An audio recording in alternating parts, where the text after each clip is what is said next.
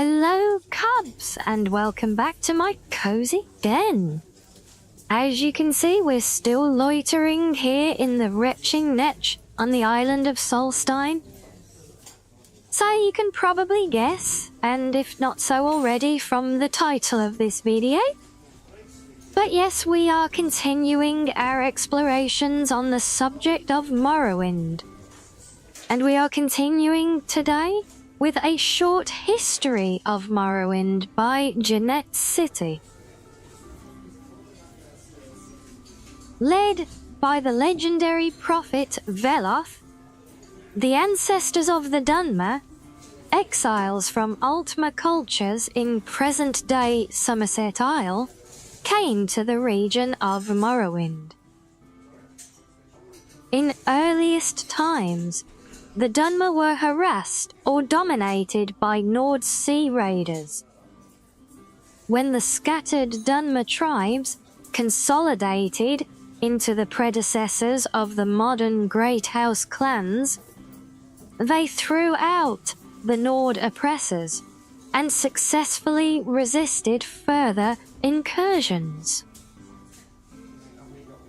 The ancient ancestor worship of the tribes was in time superseded by the monolithic tribunal temple theocracy, and the Dunmer grew into a great nation called Resdain. Resdain was the last of the provinces to submit to Tiber Septim. Like Blackmarsh, it was never successfully invaded, and was peacefully incorporated by treaty into the Empire as the province of Morrowind. Almost 4 centuries after the coming of the Imperial legions, Morrowind is still occupied by Imperial legions, with a figurehead Imperial king. Though the Empire has reserved most functions of the traditional local government to the ruling councils of the 5 great houses. On Vardenfell district. In 3rd Era, 414, Vardenfell territory, previously a temple preserve under Imperial protection, was reorganized as an Imperial provincial district. Vardenfell had been maintained as a preserve administered by the temple since the Treaty of the Armistice, and except for a few Great House settlements sanctioned by the temple, Vardenfell was previously uninhabited and undeveloped. But when the centuries-old temple ban on trade and settlement of Vardenfell was revoked by the King of Morrowind, a flood of Imperial colonists and Great House Dunmer came to Vardenfell, expanding old settlements and building new ones. The new district was divided into Redoran, Hlalo, Talvani, and Temple districts, each separately administered by local house councils or temple priesthoods, and all under the advice and consent of Duke Dren and the district council in Ebonheart.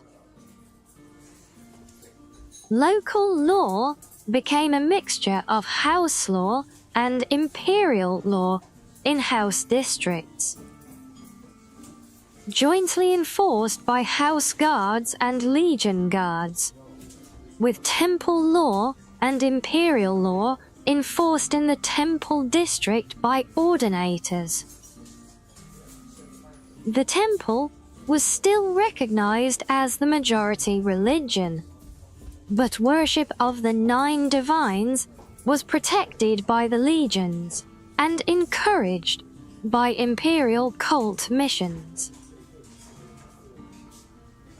The temple district included the city of Vivek, the fortress of Ghostgate, and all sacred and profane sites, including those blighted areas inside the ghost fence, and all unsettled and wilderness areas on Vardenfell. In practice, the district included all parts of Vardenfell not claimed for Redoran, Hlalo, or Telvanni districts. The temple stubbornly fought all developments in their district, and were largely successful. House Hlale, in combination with imperial colonists, embarked on a vigorous campaign of settlement and development. In the decades after reorganization, Balmora and the Ascadian Isles regions have grown steadily. Caldera and Pelagiad are completely new settlements, and all Legion forts were expanded to accommodate larger garrisons. House Telvanni, normally conservative and isolationist, has been surprisingly aggressive in expanding beyond their traditional tower villages. Disregarding the protests of the other houses, the temple, the Duke, and the district council, Telvanni pioneers have been encroaching on the wildlands reserved to the temple. The Telvanni Council officially disavows responsibility for these rogue Telvanni settlements, but it is an open secret that they are encouraged and supported by ambitious Telvanni magelords. Under pressure from the temple, conservative House Redoran has steadfastly resisted expansion in their district. As a result, House Redoran and the temple are in danger of being politically and economically marginalized by the more aggressive and expansionist Hlalo and Telvanni interests. The imperial administration faces many challenges in the Vardenfell district, but the most serious are the Great House rivalries, animosity from the Ashlander nomads, internal conflict within the temple itself, and the Red Mountain Blight. Struggles between Great House, temple, and imperial interests to control Vardenfell's resources could, at any time, erupt into full-scale war.